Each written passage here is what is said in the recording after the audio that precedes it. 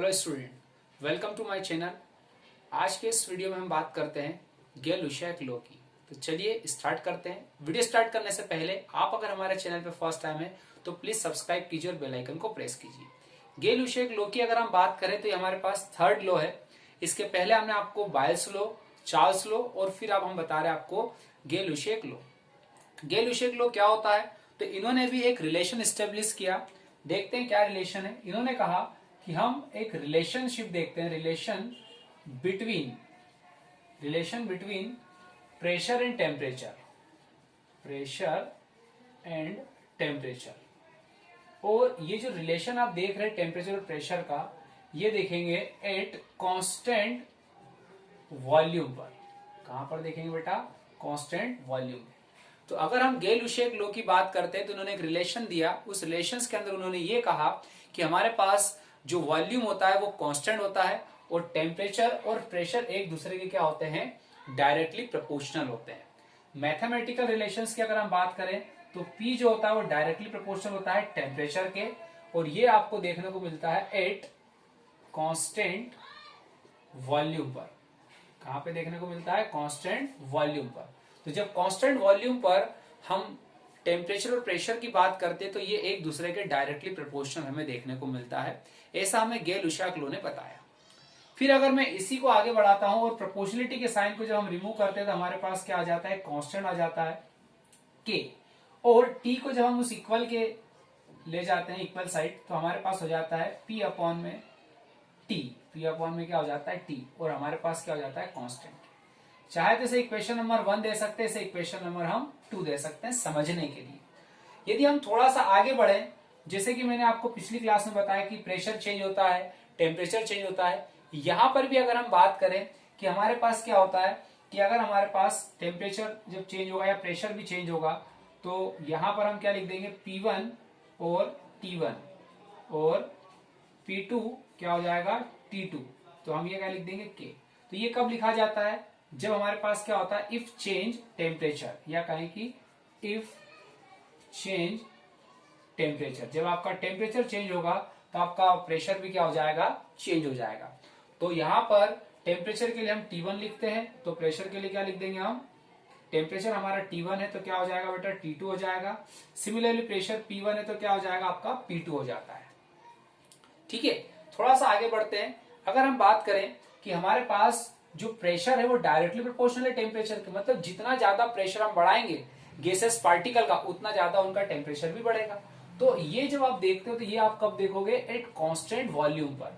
और constant volume पर जब हम इनकी बात करते हैं मैथमेटिकली, थोड़ा सा इसको हम सॉल्व करते हैं तो हमारे पास कुछ इक्वेशन नंबर 2 आती है। और अगर हम टेम्परेचर को चेंज करते हैं और प्रेशर को चेंज करते हैं तो टेम्परेचर T1 हो जाता है, T2 में कन्वर्ट, P1 जो होता है वो P2 में कन्वर्ट होता है। तो इस तरह से हम इसको गेल-लुशियाक लॉ से इसको सिंपल लिख सकते हैं। फिर बात आती है कि अगर मैं इसके ग्राफ की बात करूं तो ग्राफ में क्या होगा बेटा कि मुझे यहाँ पर जो ग्राफ देखना है वो किसके बीच में देखना है? टेम्परेचर और प्रेशर। मतलब प्रेशर जो है आपका वो क्या है बेटा? डायरेक्टली प्रोपोर्शनल है टेम्परेचर के। देखिए ये रहा आपका प्रेशर, और ये प्रेशर क्या है आपका? टेम्परेचर के डायरेक्टली प्रोपोर्शनल है एट कांस्टेंट वॉल्यूम पर। तो कांस्टेंट वॉल्यूम पर सबसे पहले जब हम ग्राफ देखते हैं तो कांस्टेंट वॉल्यूम पर जो हमें ग्राफ ऑब्टेंड होता है उस ग्राफ को हम बोलते हैं आइसोकोर ग्राफ के नाम से जानते हैं। ये जो आइसोकोर ग्राफ होता है ये आपको कांस्टेंट वॉल्यूम पर देखने को मिलेगा। फिर बात आती है कि टेम्परेचर और प्रेशर एक दूसरे के कैसे? डायरेक्टली प्रोपोर्शनल है।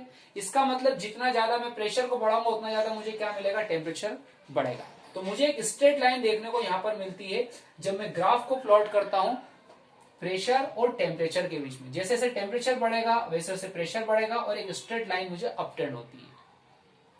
समझने वाली बात है कि ये वाला जो ग्राफ है यहां पर मैंने टेम्परेचर और प्रेशर के बीच में ही प्लॉट किया है, लेकिन ये जो डैश डैश है ये एक्चुअल में क्या है? मेरा ऑन डिफरेंट वॉल्यूम, जो कि एक्स्ट्रापोलेशंस को रिप्रेजेंट करने का काम कर रहा है। जब डिफरेंट वॉल्यूम होंगे तब हमें यहाँ पर एक V1, V2, V3 ये क्या हमारे पास डिफरेंट वॉल्यूम होते हैं, और ये जो लिखा हुआ है ये हमारा क्या होता है? एक्स्ट्रापोलेशन होता है जो रिप्रेजेंट करता है डिफरेंट वॉल्यूम, ठीक है, ऑफ गैसेस पार्टिकल के लिए। फिर बात आती है कि टेम्परेचर और प्रेशर यहाँ पर भी एक दूसरे के डायरेक्टली प्रोपोर्शनल है। इसका मतलब ये जो स्ट्रेट लाइन है वो आपको क्या रिप्रेजेंट कर रही है कि जैसे जैसे हम टेम्परेचर को बढ़ाते हैं वैसे वैसे हमारा प्रेशर भी बढ़ता है। तो इस तरह से हम इन दोनों ग्राफ को इजिली से समझ सकते हैं। एक छोटा सा अगर हम इन गेल-लुशाक लो, चार्ल्स लो और बॉयल्स लो को कंपेयर करके देखें तो बहुत ही आसानी से समझ में आ जाएगा। क्योंकि जब हम देखिए, मैं शॉर्टकट में समझ लेते हैं हम, हमारे पास जो बॉयल्स लॉ था, उस बॉयल्स लॉ में क्या बताया गया था कि हम बात करते हैं कांस्टेंट टेम्परेचर पर। कब बात करते हैं? Constant temperature. और कांस्टेंट टेम्परेचर पर क्या था? Volume is inversely proportional pressure के। फिर हमने देखा था चार्ल्स लॉ, और अगर हम चार्ल्स लॉ की बात करें तो उन्होंने क्या कहा था कि हमारे पास एट कांस्टेंट प्रेशर पर, हम देखते हैं बेटा, तो कांस्टेंट प्रेशर पर क्या देखा था? वॉल्यूम जो था वो टेम्परेचर के डायरेक्टली प्रोपोर्शनल था।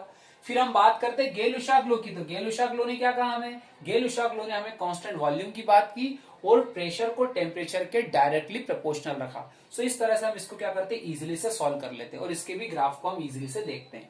ये जो ग्राफ हमें अपडेट होता है वो कांस्टेंट वॉल्यूम पर हो रहा है, इसलिए इसको आइसोबैरिक बोला जाता है। जब हम टेम्परेचर के रिस्पेक्ट में समझते हैं तो हमें जो ग्राफ मिलता है उसे हम आइसोबार बोलते हैं। और जब चार्ल्स लॉ में प्रेशर की बात की थी, मतलब कांस्टेंट प्रेशर पर जब हमें कोई ग्राफ मिलता है तो उसे आइसोबार कहते हैं। तो ये तीनों लॉ को आपस में आप कंपेयर करके इजीली से याद रख सकते हैं। तो इसका भी आप स्क्रीनशॉट ले लीजिए।